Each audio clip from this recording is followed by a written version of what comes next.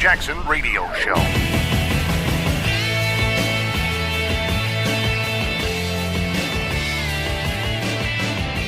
I am so happy to have a president who knows what he's doing and who does not cater to media pressure. Welcome back, everybody. Kevin Jackson here. It's the Kevin Jackson Show.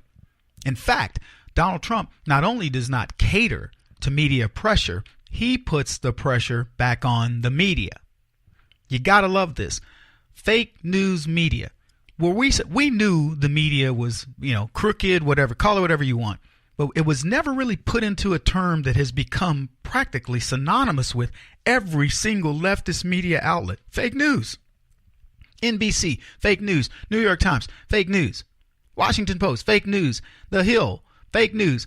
You name it. CNN, fake news.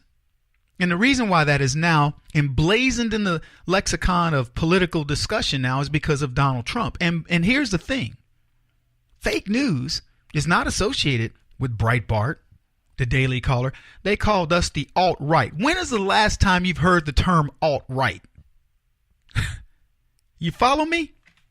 There was a time when the left put something on you, it stuck with you. We were the religious right and whatever else. The alt-right was what they tried to do. They wanted to make Breitbart. You guys, look, we're not going back that far. Come on, dust off the cobwebs. Alt-right was Breitbart. Steve Bannon, part of the alt-right. But that's gone. But you know what isn't gone, and it is not going to go away. Not in the next election cycle, not in the one after that, not leading up to 2020. Fake news. And now people look at all the news that's out there and they go, nah, it was on CNN, it was on MSNBC. Now, the left, they say Fox is fake news. Donald Trump says Fox is the only news source that's actually giving you the real deal. Now, I don't like everybody at Fox, but at least it is fair. It gives you a perspective, and they give the left. I mean, look, I've debated many of these leftists. They at least get a chance to spit out their nonsense.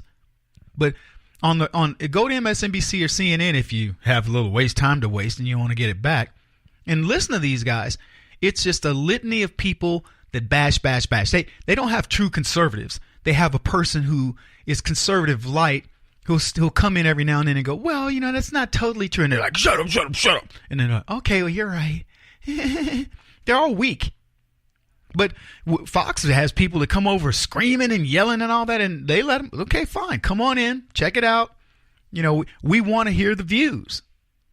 So what it's doing is, this is ultimately lending credibility to Fox little by little. By the way, this is what's keeping the Murdoch sons in check, because these guys are not total it's not like these guys are staunch conservatives. So the Murdoch guys can't say, well, look, let's do a complete makeover of Fox and we're going to do it in the in the vein of CNN or whatever. Can't do it unless you don't care about your daddy's money. So Donald Trump's keeping one media source, at least moderate, and telling everybody else, don't even believe the other side.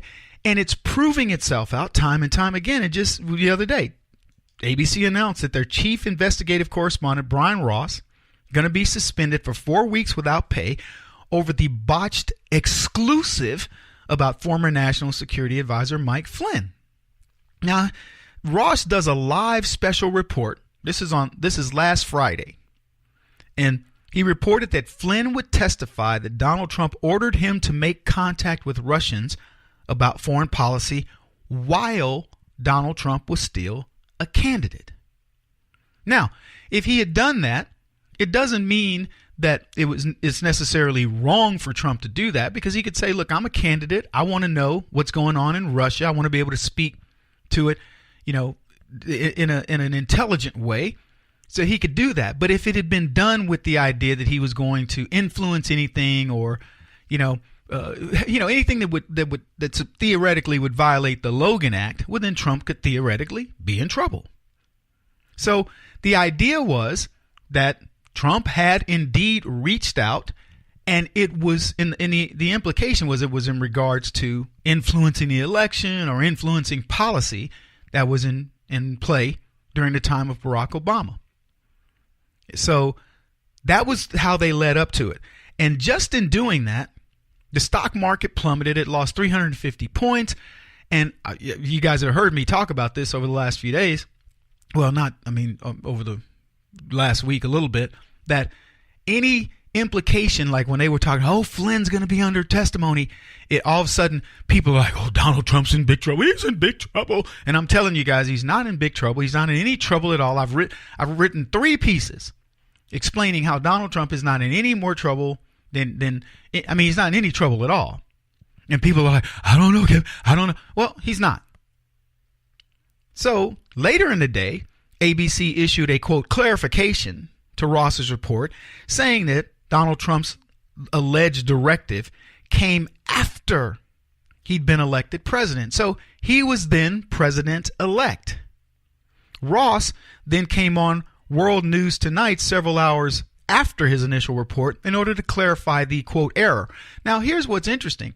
It's a huge error because, one, clearly puts Donald Trump into the scope of the not a crooked investigation, but again could expand the scope to say, did he violate the Logan Act, which means he can't go interfering into the actual work of the real president, or does he? Is it a big nothing burger, as they like to say these days? So what do you think happens? It's a big nothing burger. So in a statement, ABC News said Ross's report had, quote, not been fully vetted through our editorial standards process. Really?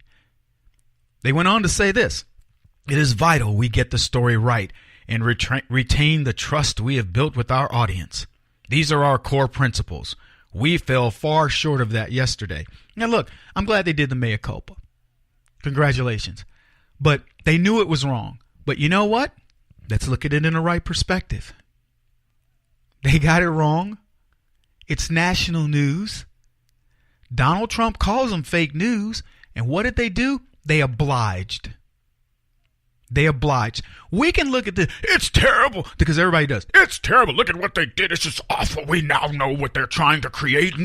So what does it mean? It means that Donald Trump's going to come out the other end clean, because he will. Trust me, he will. But what it also means is he proves yet again they are liars. They abandoned their editorial standards, their core principles, in order to fit the narrative. They allowed that to occur. So every time you hear these guys, every time you see them, you will remember this. There will be muscle memory going into 2018, going into 2020. This muscle memory is what the left have abandoned. They believe their Alinsky tactics are going to hurt us, but they are crushing themselves. They are imploding on themselves. This is great news. I'm glad they missed it. See, because them missing it, they can miss it all they want in the media. The facts are not going to be missed in an investigation. When Trump says, I didn't look at what his actual testimony was. He didn't say I did it during the time of my candidacy.